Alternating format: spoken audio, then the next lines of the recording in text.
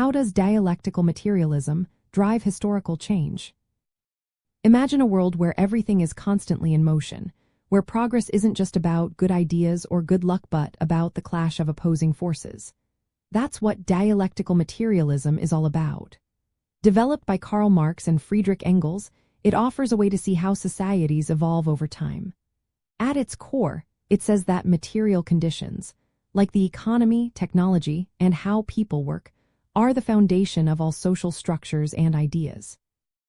Instead of ideas leading history, it argues that material realities shape everything. The process begins with the idea that all things contain contradictions inside them.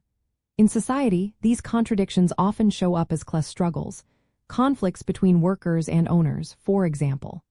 These conflicts aren't just random. They are driven by the different economic interests of these groups.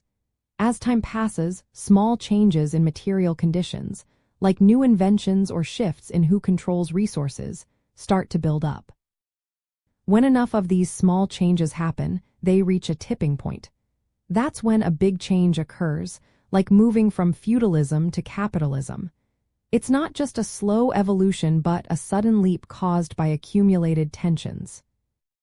Dialectical materialism sees these changes as unavoidable because of the ongoing tension between the old social order and new possibilities created by changing material conditions. For example, capitalism has its own contradictions, such as the concentration of wealth in fewer hands and recurring economic crises. These contradictions create pressure for change. The working class, or the proletariat, is seen as the agent of this change. Their collective actions, like strikes and protests, can lead to a new social system. From a Marxian view, history is driven by these conflicts and contradictions. It's like a never-ending struggle where each new stage contains the seeds of its own downfall. Liberals tend to see history differently. They focus more on individual choices, ideas, and reforms within existing systems. They believe change can happen through laws, debates, and elections rather than revolutionary upheavals.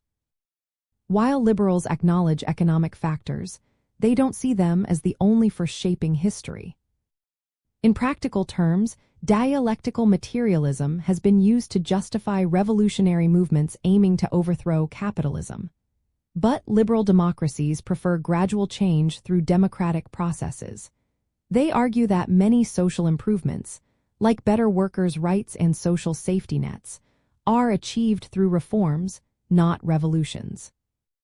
So, in simple words, dialectical materialism drives history by showing how material conditions and class conflicts push society forward.